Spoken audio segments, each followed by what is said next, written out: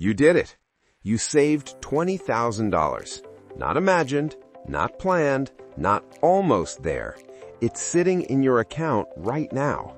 For most people, that number feels big. It feels like safety. It feels like progress. And it is. But here's the truth no one tells you. What you do next matters more than how you saved it. Because $20,000 can either become the foundation of wealth or it can slowly disappear. Today, we're talking about exactly what to do once you hit that milestone, step by step, so that money starts working for you instead of just sitting there. First, pause and acknowledge something important. Saving $20,000 is not average. Most people struggle to cover a $1,000 emergency. So if you've built that level of savings, you've proven discipline. Now the goal shifts. You're no longer in survival mode. You're in positioning mode. This is where strategy begins. Because money sitting idle feels safe, but idle money loses power over time due to inflation. The key is balance. You don't want to be reckless, but you also don't want to freeze. Step 1.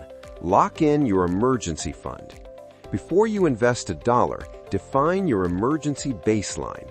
How many months of essential expenses do you need to feel secure?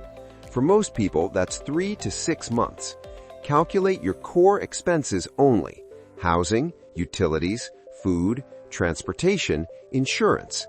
If your monthly essentials are $3,000, then a 6-month buffer is $18,000. If your expenses are lower, maybe your full emergency fund is closer to $12,000 or $15,000.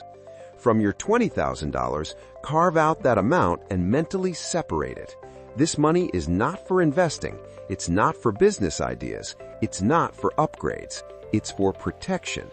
Protection reduces stress, and financial peace increases decision quality. Step 2. Eliminate high-interest debt. If you're carrying high-interest credit card debt, this is the moment to attack it.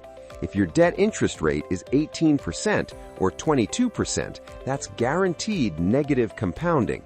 Paying that off is equivalent to earning that percentage risk-free. Very few investments can promise that kind of return. If your $20,000 includes money while you're still paying high-interest balances, you're leaking financial energy. Remove the leak. Once high-interest debt is gone, your future cash flow expands permanently. That's a powerful shift. Step 3. Upgrade your financial infrastructure. Once protection and debt are handled, strengthen your foundation. Are you investing regularly? If not, open and fund retirement or brokerage accounts. Automate contributions. Even small, consistent investments grow significantly over time. The goal isn't to throw the entire $20,000 into the market overnight. It's to build momentum. Invest systematically. Let compounding begin. Time matters more than timing. Step 4. Increase your income engine. Here's where many people make a mistake. They focus only on investing returns, which might average 7 to 10% annually over time. But there's something that can produce much higher returns: your earning ability. Consider allocating part of that $20,000 toward increasing income, skill upgrades, certifications, equipment, launching a scalable side project. If you can increase your annual income by $10,000 through a strategic investment in yourself, that return dwarfs most passive investments. Income growth fuels everything else.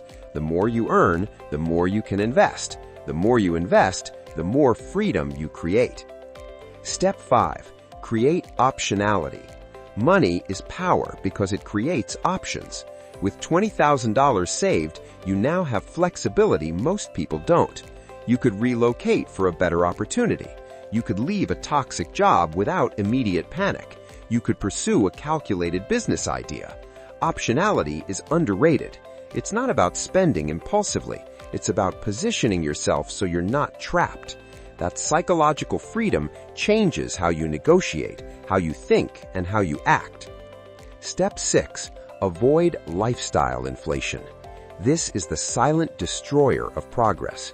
You hit $20,000, you feel accomplished, and suddenly upgrading your car, apartment, or wardrobe feels justified. Be careful.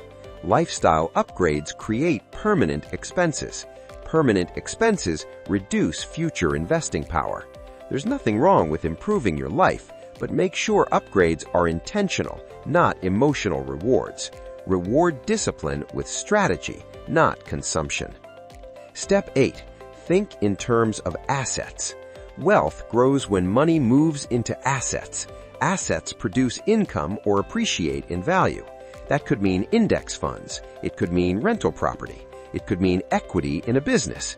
The key shift is this. Stop thinking about saving money. Start thinking about deploying capital. Savings protect. Assets grow.